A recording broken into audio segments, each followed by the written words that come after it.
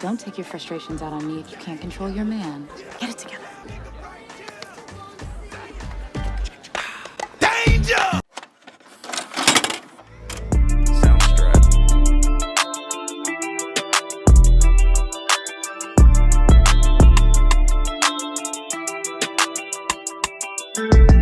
The way this movie had me in a complete chokehold. I remember watching this movie back to back during the summer of 2002, and I still love this movie just the same. I remember they marketed this movie strong, saying you'll have to go see it twice, once to enjoy it and twice to take notes, which was kind of ironic because of the way the movie ended. But as you know, while watching this movie, I noticed some things, and you know we're going to talk about it, so let's get into it.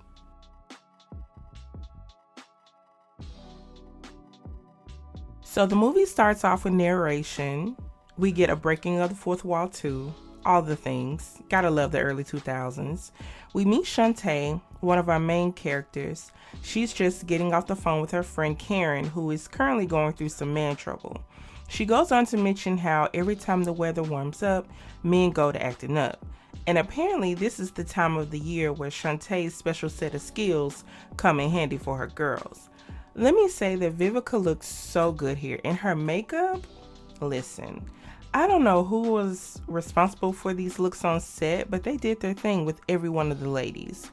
But Shantae leaves out of the office for the day, and she can barely make it out without a few fellas breaking their necks to check her out. Shantae makes it home to check on her girl, and she has a nice home, and this is where she tells us more about herself. She is the youngest partner at her firm, black of course, and successful, and from Compton on top of that. We love to see it. But her girl, Karen, is on the couch in her feelings about her man. When Shantae gives her flowers to cheer her up, they only end up reminding her of her man.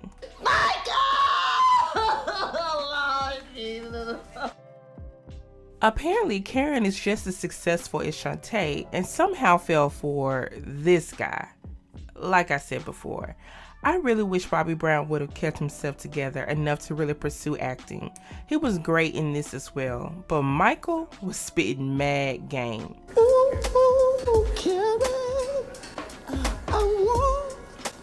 Child, she started tricking on him, buying him clothes, fixing those teeth of his, and he even proposed to her because, you know, he wasn't going to lose the best thing he got going. But then things start to go left when he takes a good look in the mirror and starts feeling himself more than he was feeling her. And it was a wrap. He started acting different, didn't want to be around her, and when she brought up them getting married, he started saying shit like this. I've been hurt before, so I'm like really careful with my heart. And Shantae told her to swiftly kick him to the curb. Child, where was Shantae when she started dating this dude in the first place? But as they talk and Shantae gets Karen something to eat, she starts talking about how Karen needs to learn how to cook if she ever wants to keep a man, and how food is the key to a man's heart. And as she goes on and on about this, she has one question. When's the last time you showered? Ooh. Then we meet another one of Shantae's friends, Tracy, who's also going through it with her man. And he's super obvious with his mess. And when she confronts him, he says this BS. Hi, baby. Come on now. I'm just looking. Ain't nothing wrong with just looking. I'm a man, ain't I? Child. Then we meet Deidre. Her man has no job or money, but basically, he can lay the pipe. And of course, Shantae feels she needs to kick him to the curb as well. And I don't know who this is, but she has the prettiest face, and her makeup was everything. But it's here, after Shantae has talked much-ish about everybody else's man, that we finally get to meet her man, Keith. And baby, it was on and popping in that office, to a true bob. I'm nasty. Do it. Child, where is HR? Them walls ain't that soundproof, okay? But we go into the backstory of when they met. They were at this club when she saw him. It was like everyone else in the room disappeared. And this is how Keith approached her. I'm gonna ask you some questions. Do you think that I find you attractive? Yeah, Don't you find me attractive? feel like I. I'm alright. It was cute or whatever. But baby, when Keith's colleague and friend Tony comes in his office post-love session, he didn't have to wonder what took place moments before. What the hell was y'all doing up in here, dog? You hit it, didn't you, dog?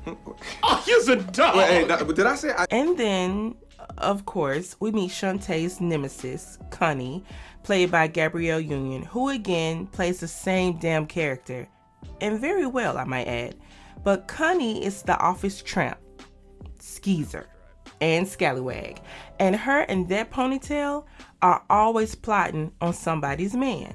And you already know Keith is on her hit list. Hey, where you headed? Up there to see your man. Is he up there? Oh, he's up there. Let me go holler at that Negro. Okay. Bitch. But Shantae ain't worried about Connie since she trusts Keith. And plus they will be meeting for dinner later on that night. Anyway, Shantae is currently on her way to see Tracy. And baby, Tracy is knee deep in an argument with her man. And this time, homegirls got evidence. I know you lying, Dwayne. Because I found these drawers tucked underneath the couch today. So who do they belong to? Because they damn sure ain't mine. Turns out, Shantae set this drama up. She told Tracy to get a pair of drawers that were obviously not hers and plants them to test her man. And you already know Dwayne failed terribly because he goes on to say this. Relax, okay? For your information, the underwear belonged to my sister. Your sister. And when Shantae gets to the floor, you can hear Tracy and Dwayne from all the way down the hall. It's a mess. And here's a line that didn't age so well. Why must Mexican and black people cause so much ruckus in the white man's apartment building? Shantae came in right on time because, baby, it's getting violent. Child, I would have been out the door. I won't be an accessory to this mess. Tracy better calm her little self down. And then Tracy starts going ham, breaking things all up in his apartment.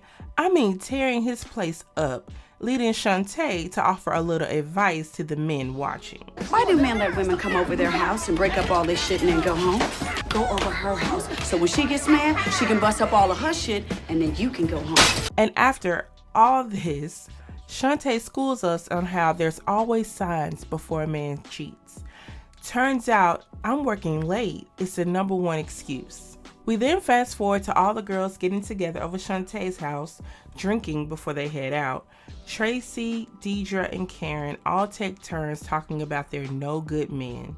When they start to question why Karen is sticking beside Michael, she proudly lets them know. I don't know what you ever saw in his sorry ass anyway. Get out of here! They all start talking about how Shantae has found the one with Keith, and this leads to a fun moment with them dancing together, and this happy moment ends abruptly when Keith calls to tell Shantae that he'll be working late, and the crack in their relationship begins. So later on that night, the girls go to a club to hang out, the same club where Shantae met Keith. And shortly after, Tracy and Karen give props to Shantae for knowing what's up when it comes to men. Karen spots something that shakes Shantae's soul. Isn't that Keith over there on the dance floor? I thought you said he was working late. In this moment, Shantae chooses to put a mask on as to not lose the rank she has among her girls, and she decides to go to the bathroom and let off a little steam. No good son of a bitch. And give us our first rule. Rule #1, never panic. Act like it doesn't bother you one bit and address the issue head on. Before she heads out to subtly blow up Keith's spot. Hey, bitch. I thought that was you. What's up? Cute outfit. Cute. Nice to see you, Keith. Talk to you soon. That "talk to you soon" had some real spiteful energy to it and had Keith running for his life. It had the proper air of, you got me all the way fucked up. But Shantae walks back over to her friends, who of course have plenty of questions for her, and she decides to minimize the situation to 1, keep the girls at her business, and 2, maintain rank in her girl group. And here comes rule #2. Rule #2. Never let your girlfriends know the whole situation, because all they'll do is give you bad advice, and that'll ruin your confidence. Deidre was not here for the BS though. And while this is happening, Keith is confiding in his homeboy Tony about what happened earlier that night. Keith is fearful for his life. And as he should be, because what was he trying to do in the first place? Then you took the girl to y'all's spot? Dude has lost his mind, but Tony has questions. You took that to a secluded restaurant and danced with that. And then when you got caught by Shantae, you acted guilty. Why? And Tony advises Keith to wait it out and not reach out to Shantae. Now, Shantae and Tony are cut from the same cloth. We'll see this play out as this film goes on, but it's gonna get really interesting. But after the club, Shantae says bye to her girls and we get a personal view of where her mind is. We are introduced to her 10-day program. First part of the plan, don't call him first, which Tony has already alerted Keith of this as well, and now Keith has questions. How come she ain't called? She's playing it cool, dog. Now you can call today, or you can be a player and call tomorrow. This conversation was a complete mess. Cause vulnerability, shit, that's the big dick of emotion. And they always like the big dick. Oh, they loves the big dick. And Keith never calls, leaving Shantae surprised, but still optimistic. And this is where the fun begins. So, we enter day 1. Shantae is still waiting on Keith to call her, and it's just her luck that he does. But she refuses the first call, having her assistant tell him to call her back in 10 minutes. And when he does, she rushes him off right after suggesting they meet later for dinner. And of course, Tony wasn't pleased. Okay, that just lets me know one thing. What's that? She ain't no amateur. So later that night, they meet up. Shantae arrives late to build his anxiety, and when she walks in, she's all calm and nonchalant, making Keith nervous. Admit you're wrong. Let's see what she's got. Wait, you sure about that? Have I ever steered you wrong before? Yeah, you have. Okay, look, that was that one time, but look, you got your hair back. So Keith goes on to admit he was wrong, and he tells her what really happened that night. Basically, he and his colleague were working late, and after they were done, she asked him if he would like to go get a bite to eat, and he accepted her invitation. And Shantae ain't trying to hear none of this because in her mind, he should have known better in the first place. And this leads us to the next step in her plan. You've got to step to the plate, girl. Be a woman. Do the right thing. Gut punch that ass. After one. So Shantae breaks up with him by saying that they should take time apart to test the waters. And child, he was pissed. And she was hitting him with all type of swords. See, I don't want you to feel restricted. Lately, I've been feeling a little trapped myself, so maybe it's the best thing. Is that cool with you? I mean, she went right for his ego. Poor little Tink Tink. And Tony was speechless, but when he learned Shantae offered to pay for the check, he officially knows that Shantae is nothing to play with. What she's really trying to tell you is that at this point in her life, you can't do nothing for her. You can't even buy her damn dinner. And Keith's simple ass is stuck in a tug of war of sorts, a battle of the sexes that's centered around his own relationship. But we go back to Shantae, who gives us another piece of advice. Cardinal rule number 2. When your man messes up, you got to punish him. Punish him hard. So we fast forward to the ladies out shopping, having a grand old time. When Deidre has a hard time finding fashions that fit, she comes up with an innovative solution. I'ma sew both of them together, baby, and pack all this shit up in there. Ass and all. This the front, this the back. Child. Meanwhile, Keith is going through it, and on day 3, Keith starts blowing up her voicemail, asking her why she hasn't called him back, talking about he got Lauryn Hill tickets, if she even shows up on time. Just a mess. Later on, Shantae goes to church, gives the Lord her time while Keith blows off some steam. Poor baby stressed. And after service, Shantae decides to up the ante by utilizing the messiness that exists in churches and suggestively hugs this guy, knowing full and well that this will get back to Keith. And of course, it didn't even take an hour, because contrary to popular belief, men gossip the same, if not more, than women. You ain't gonna believe what we saw at church today. What? Nigga, Trent and Shantae was all hugged up at church. Key Shantae? And you know he embellished the hell out of this tea. He even goes on to say how church is a playground for a player. Go to church Sunday morning. That same hoes you see backing that ass up on the dance floor, see him Sunday morning singing in the choir, dog. Hallelujah. And I guess Tony didn't wait to tell Keith because he amps up his phone calls. Give me a call. It's, it's 6 o'clock. Shantae, this is the last time I'm calling your ass, all right? Peace. Okay, I decided to call you back. Shantae got Keith going out sad. It's a sight to see. And this continues over to the next day when he calls her at work and she declines his call. and Tony had to step in and save him from himself. Keith, I know you can see me because I can see you. Keith, look into the light, Keith. I'm coming round. Later on that night, Shantae is at home and surprise, she gets a random visit from Keith. And my oh my, how quickly the tables turn.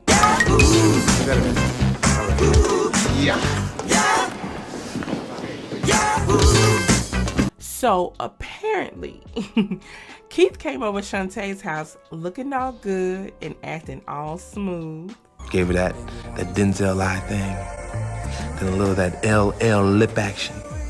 It was about to be on. Child. Anyway, he got Shantae to start arguing with him and transferred his frustration off to her.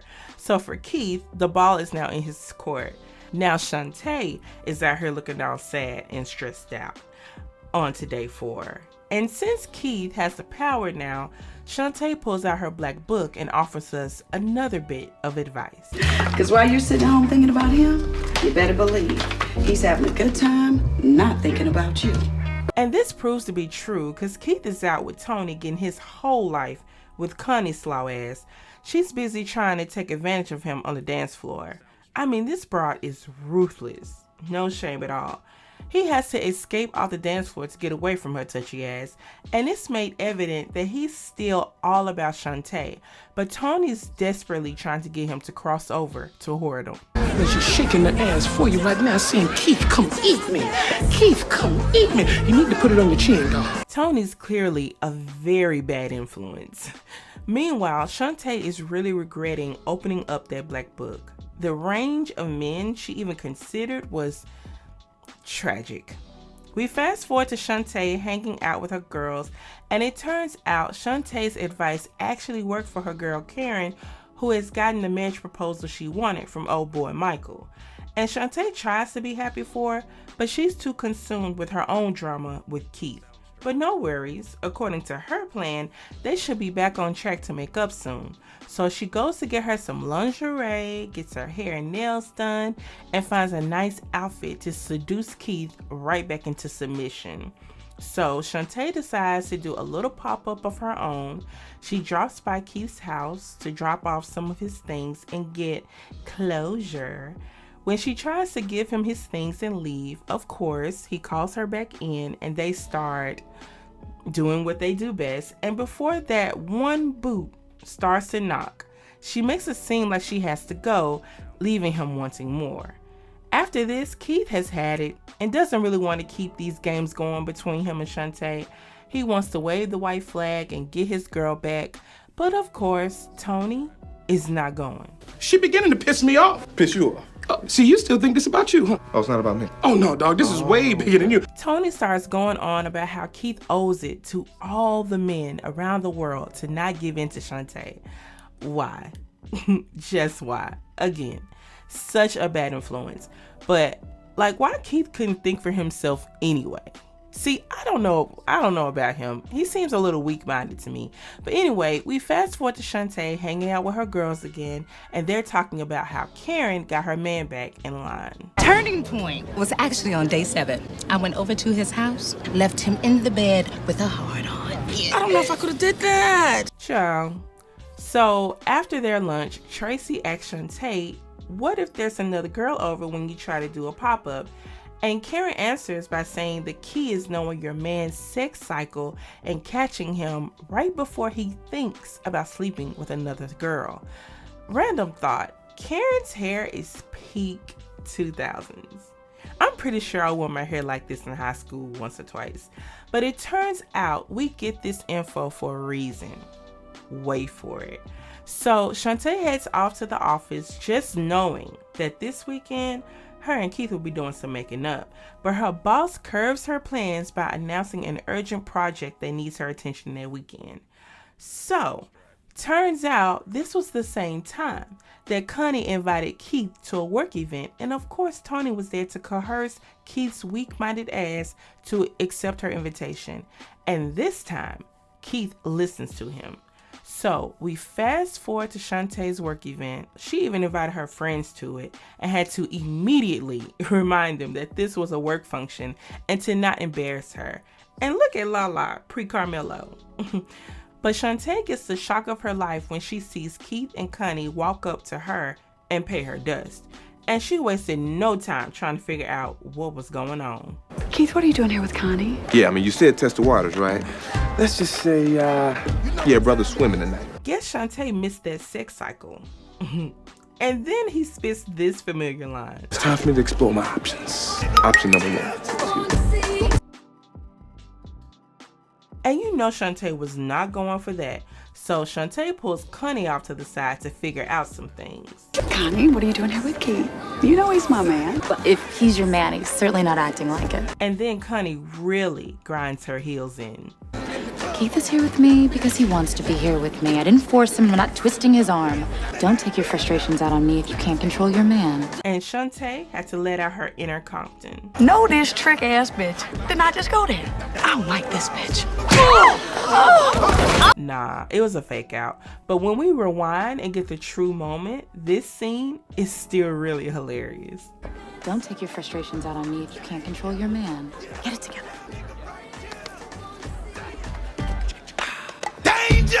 So, after all of that, the girl spots Shantae's man on the dance floor and gets first class seats to the fuckery that Shantae has been trying to hide this whole time. And you know she can't let that rank go, so she tries to act like everything's cool. But homegirl was embarrassed and thrown off her game. Keith and Tony, however, were having a grand old time, and Deidre wanted the smoke in real time. And again, Shantae starts to implement another element to this tragic plan. Her desperate ass flattens her own tire to catch a man. Pickings were slim at first, but she got her a winner soon after. So she eventually invites him into the party and gets him a drink. Keith sees this and recruits Connie to make Shantae jealous. Baby, Shantae ain't listening to shit this guy is saying. He just talking his head off. This is both funny and sad because this is a lot of effort. And at this point, I just need them to be honest with themselves. And here go Tony doing what he does best, convincing Keith that he may be in trouble since Shantae is making it obvious that she's really trying to get to know this guy. She's not, but that's how she's trying to make it seem. When Shantae goes inside, Keith is not too far behind and he asks to speak with her. Keith was sick and tired of Shantae and her schemes. So, what's up with you talking to him all day, huh? If I'm talking to him, it's because I want to. I'm not into playing games. You play more games than the whole damn NBA. And then this is where the games go a bit too far. Shantae conveniently drops a rubber out of her purse, leaving Keith fearful that she will sleep with old dude. And when Shantae starts to strut out the party like she's got it on lock, Keith throws this curveball. Now, if you walk out that door with him, I'm going home with Connie tonight. And Shantae pretty much dares him to and knows that he just might sleep with Connie, but in her mind, he won't, and he'll be waiting for her to get home. So after old boy sees her home safely, she walks in and surprise, Keith was not there.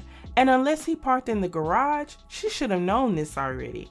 Anyway, there's a ring at the door and surprise, or maybe not, it wasn't Keith. And it's here that Shantae realizes that she may have taken things a bit too far. So later on, we meet back with her at the same club that her and Keith met, and she comes to a realization. I just thought that you followed certain rules when a brother messes up to get him to come back. But I guess I didn't consider that when it comes to love, there are no rules. Girl. Anyway, this girl comes up complaining about a guy that's paying her no mind. Turns out it was Keith. So Shantae heads over to Keith and asks some familiar questions. Can I ask you some questions? Do you find me attractive? Yes. She then asks Keith if a woman who thought she could control her man with rules will ever get him back. And Keith says no, but there is one condition. Unless he really loves you. Child, all of this because he worked late. This is a lot, but of course they make up to another bop. Something I need you to know.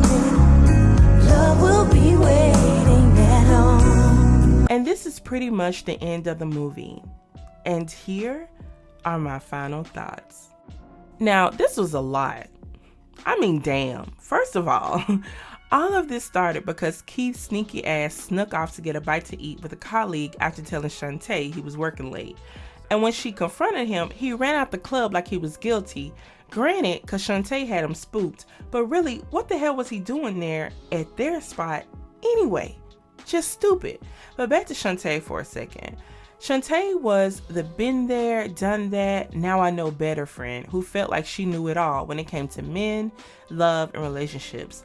She swore that she had the right formula for every situation, but when Keith decided to go rogue, if you will, Shantae couldn't even show her true emotions with her girls like they did with her, in fear that she would lose her beloved position as their love guru and the got their shit together friend. She had this 10-day plan that included breaking up with him, even though she wanted to really be with him, making him jealous by making him think she was interested in someone else, dropping a damn condom on the floor. This is a lot of emotional torture. It seemed like the more Tony interfered and messed up her plans, the more desperate she got to get Keith back in line and maintain her image as a love guru among her friends. Because if they realized she couldn't even control her own man, then why would they continue to listen to her? And a part of me wonders what she told them after they made up. Was she honest with them or made up a cute little story? I don't know. As for Keith, I needed him to make better choices and learn how to not be so weak-minded. You allowed Tony, who's a player and not in a serious relationship of his own, come into yours and help you destroy it because he has a beef with women and has control and ego issues. First of all, sir, why did you think it was cool for you to go to your girlfriend's fave spot and eat with a colleague knowing that you told Shantae you were working late? Why didn't you catch up with her after you were done working? I mean, really. Keith was being sneaky as hell. I do feel that Shantae should have set a boundary here because it could easily go left with Keith doing things like that. Because, you know, something small can turn into a bigger issue.